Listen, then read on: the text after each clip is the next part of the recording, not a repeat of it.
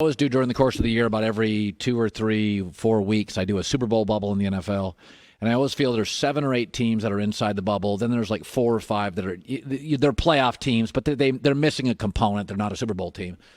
And so in the NBA, I've never felt there's 8 teams that can win the championship. There's usually like 3 to 4 teams that can win a championship. Then there's a bunch of teams on the outside of the bubble. They're missing a component. There's a hole in their game, and it's the kind of problem which is going to eliminate them from NBA championship contention. So best for last today, I'm going to give you 8 teams who's in the bubble and who's outside the championship bubble. Here we go. Denver, outside the bubble. They're a bizarrely young team. Paul Millsap is the only player on the roster 30 or older. Really well coached, great at home. They're just incredibly young. Also, Jokic lost a ton of weight. Is he the same player? Because his big refrigerator body was actually wildly effective. They're 20th in points per game. If Jamal Murray is off, they become really Jokic-centric. They don't have a third or a fourth guy I feel like can get to 25 points a game. They're outside the bubble. Houston Rockets, outside the bubble. They just don't play a ton of defense. Westbrook and Harden are wildly entertaining. They're both bad defensive players. They just don't put in the effort. That's a big part of it. They're not going to make big stops, and that's really crucial in the NBA playoffs. And they also shoot the most threes in the NBA, but are 23rd in percentage, so they're not highly efficient. They are outside of the bubble. Philadelphia 76ers. Talented, but I put them outside of the bubble. I don't think they're a championship team. Here's the thing about this team. Great at home, atrocious on the road. 10-24 on the road, which tells you, like a young team with chemistry issues, when everything's comfortable at home, sleeping in their own bed, they're great. You get them out of their comfort level, and relationships and commitment and communication become key. Mess.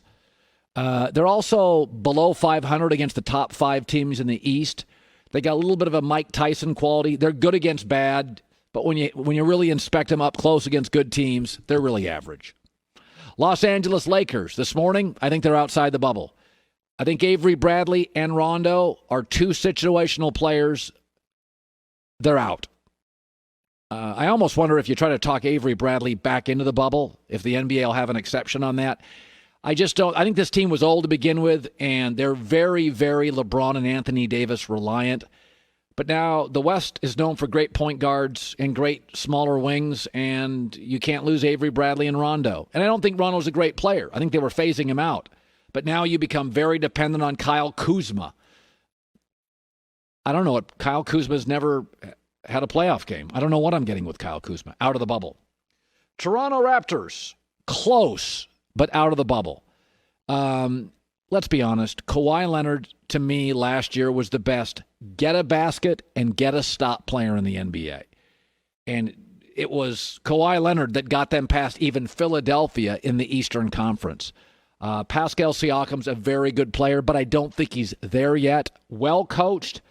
But in the 6 games against elite teams in the East, they were 1-5. Smart, depth, veterans, nice mix of young guys. But you can't take the best get a bucket, get a stop guy in the league. I don't think you're a championship team. Milwaukee, inside the bubble. Pretty easy.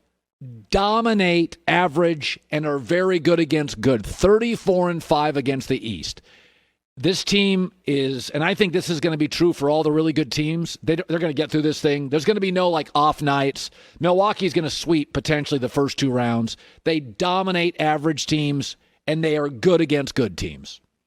Boston Celtics, they're my dark horse to win it. They're inside the bubble. And one of the reasons I like them, especially now, if they lost a guy to an injury or COVID, they're in pretty good shape. They're the only team to have 3 players average 20-plus points. Averaging 20-plus points in the NBA is a real thing. That's like an all-star. Kemba, Tatum, and Brown. And Gordon Hayward drops 24. You wouldn't be shocked. They were also 5-2 against the best teams in the Eastern Conference. So I think they're a dark horse team to win it. L.A. Clippers, totally inside the bubble. They were 11-1 when healthy. And they really controlled the Lakers in 2 of the 3 games they played. They're incredibly well rested. Paul George said it's the best shape of his life and the most rested. And they're also uniquely built to stop LeBron with Beverly and Morris and Paul George and Kawhi on the wing. There's my 8 teams.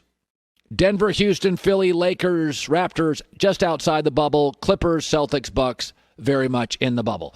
Hi, everybody. Thanks for watching. Subscribe here to get the latest from the show. Also, be sure to check out more of the best clips from The Herd or go watch a few segments from other shows on FS1.